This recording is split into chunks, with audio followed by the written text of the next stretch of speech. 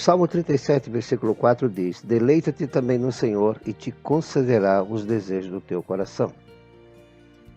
Em 1 Crônicas, capítulo 11, versículos 17 a 19, nós lemos: Suspirou Davi e disse: Quem me dera beber água do poço que está junto à porta de Belém. Versículo 18: Então, aqueles 3 romperam pelo acampamento dos filisteus e tiraram água do poço junto à porta de Belém, e tomaram-na e a levaram a Davi. Ele não a quis beber, mas derramou como libação ao Senhor. Versículo 19: E disse: Longe de mim, ó Deus, fazer tal coisa. Beberia eu o sangue dos homens que lá foram com o perigo de sua vida? Pois com perigo de sua vida a trouxeram, de maneira que não a quis beber. São essas as coisas que fizeram os 3 valentes. Gostaria de tecer algo dentro desse texto, algo que o Senhor me revelou e que espero possa trazer luz para certas passagens das nossas vidas. Existem determinadas coisas na vida das pessoas que, aos olhos de outros, poderia tratar-se apenas de capricho. Desejar ter determinadas coisas ou estar em determinado lugar, por exemplo. Eu mesmo já tive determinado desejo de possuir determinadas coisas que aos olhos dos outros não passaria de um capricho. Mas devo dizer que em sua maioria eu consegui assim como muitas pessoas o conseguiram em suas vidas. Muitas vezes é um desejo que guardamos em nosso coração que não achamos necessário compartilhar com ninguém. Poderia enumerar muitos deles, mas vou exemplificar alguns. Em determinada época, eu desejei possuir um canivete suíço, aquele que tem múltiplas utilidades. Desejei morar à beira-mar para poder contemplar o mar de uma varanda. Desejei morar em um prédio com piscina, entre outros. Para muito, algo banal, mas estes são alguns exemplos de desejos que consegui realizar. Ainda tenho alguns guardados no coração e, como já disse, é algo entre mim e Deus apenas. Como vimos na passagem bíblica, Davi, em determinado momento da sua vida, estava longe de sua casa.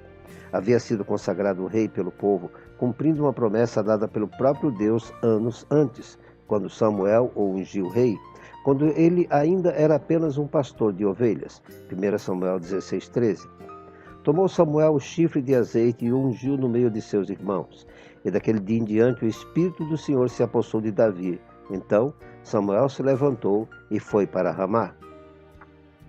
Davi estava naquele momento na posição que Deus havia previsto para ele aproximadamente 20 anos antes, ou seja, a promessa levou algum tempo para se cumprir. Gostaria de explicar que existe uma diferença entre promessa bíblica e de profecia. A palavra de Deus tem inúmeras promessas que se aplicam a todos os que amam a Deus. Lembrando que, como nos diz o apóstolo Paulo em Romanos 8:28, ao deixar claro que Deus tem o melhor para aqueles que o amam. Sabemos que todas as coisas cooperam para o bem daqueles que amam a Deus, daqueles que são chamados segundo o seu propósito. Este versículo só vem a provar que para os que amam a Deus, todas as coisas cooperam para o bem. O que desejo mostrar é que até mesmo aqueles desejos que parecem mais supérfluos ou até individualmente mesquinhos, quero dizer, aos olhos dos outros, Deus atende em certos momentos de nossas vidas. Existem desejos que, quando os recebemos, eles são compartilhados. Por exemplo, desejar possuir um carro, certamente haverá compartilhamento, ou uma casa, ou apartamento, certamente estaremos compartilhando-os com alguém ou algumas outras pessoas. O importante é entender que muitos desses desejos que acabamos recebendo de Deus devem, antes de tudo, dar glória a Deus que os concedeu. Foi o que fez Davi ao receber a água que ele tanto desejava.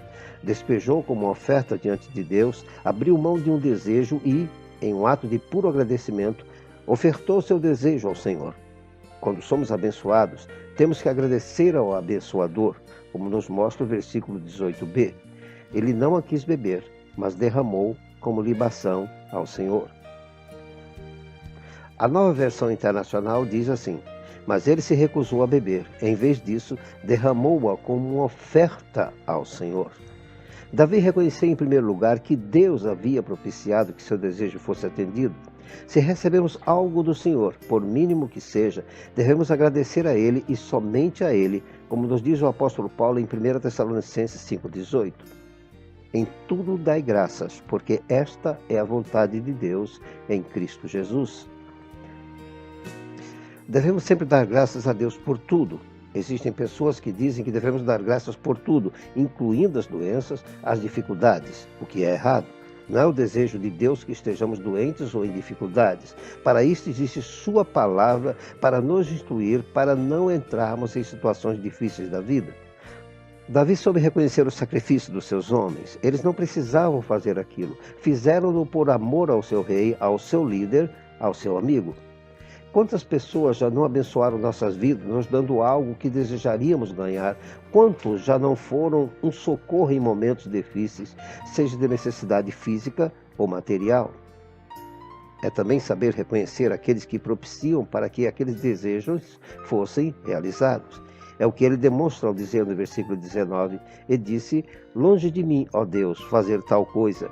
Beberia eu o sangue dos homens que lá foram com perigo de sua vida? Pois com perigo de sua vida a trouxeram, de maneira que não a quis beber. São estas coisas que fizeram os 3 valentes.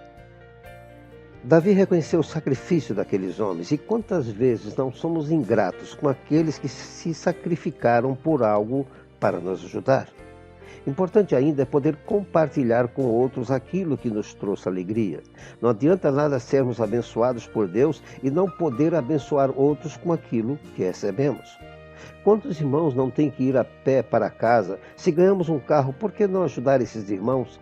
Principalmente se passamos na frente de suas casas ou, como diria o irmão que conheci, uma carona tem que ser completa, deixar o irmão na porta de casa. Sempre que ganhamos algo do Senhor, temos que agradecer e ajudar outros com aquilo que Ele nos deu. Ainda tenho determinados desejos que gostaria de ver em minha vida. Aos olhos de muitos, muito difícil, mas ao procurar na Bíblia o cumprimento de certas promessas, lembro-me dos impossíveis aos olhos dos homens que Deus realizou. Foram muitos os impossíveis, mas gosto do que Deus disse para Abraão ao lembrar da promessa de um filho. Está em Gênesis 18, 14. Acaso para o Senhor há coisa demasiadamente difícil? Daqui a um ano, neste mesmo tempo, voltarei a ti e Sara terá um filho. Todos conhecem a história de Abraão e Sara, de suas idades avançadas, mas se Deus prometeu, Ele irá cumprir sempre. Ainda tenho sonhos a realizar, ainda tenho metas a conquistar, ainda tenho coisas a possuir e, mais ainda, desfrutar desses sonhos e ajudar outros com esses sonhos realizados. Sei disso, tenho absoluta e total certeza disso. Não apenas porque eu quero, mas porque através desses sonhos realizados, outros serão abençoados em suas vidas. Há algum tempo lembrei-me de um desejo que tenho, aos meus olhos, diante de minhas condições materiais, é um desejo praticamente impossível. Só sei que não precisarei ganhar na loteria para realizar alguns desses sonhos. Deus é o dono de toda a prata e de todo o ouro do mundo. Muitos procuram realizar sonhos em jogos de azar, em cassinos, achando que este é o melhor atalho, o melhor caminho. Eu prefiro acreditar que Deus é capaz de mover o coração de alguém para dar aquilo que desejamos. Só gostaria de terminar citando algo que acho interessante, ainda aqui em 1 Crônicas 11, 18a. Então, aqueles 3 romperam pelo acampamento dos filisteus e tiraram água do poço junto à porta de Belém e tomaram-na e a levaram a Davi. Ele não a quis beber. Então, aqueles 3. Davi tinha 3 valentes. Aqueles valentes amavam o seu rei de tal forma que até um desejo simples aos olhos de muitos eles procuraram atender. E hoje, como estamos nós? Hoje, estamos debaixo de uma nova e superior aliança. Não somos Davi, mas o nosso Deus é o mesmo. Davi, como nós, tinha o Espírito Santo que dele havia se apoderado. 1 Samuel 16, 13. Nova e superior aliança que está em Hebreus 12, 24. E a Jesus, o mediador de uma nova aliança, e ao sangue da aspersão que fala melhor do que o de Abel. Debaixo desta nova e superior aliança, o Espírito Santo de Deus habita em nós. O apóstolo nos mostra isso em 1 Coríntios 3,16. Não sabeis vós que sois o templo de Deus e que o Espírito de Deus habita em vós? Como vemos, hoje nós somos a habitação do Espírito Santo. E o que não falar da declaração de Jesus em João 14, 23?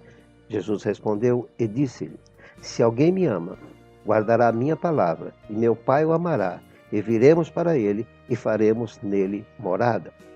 Como podemos ver, além de ser a habitação do Espírito Santo de Deus, o próprio Jesus e Deus Pai fazem morada dentro de nós.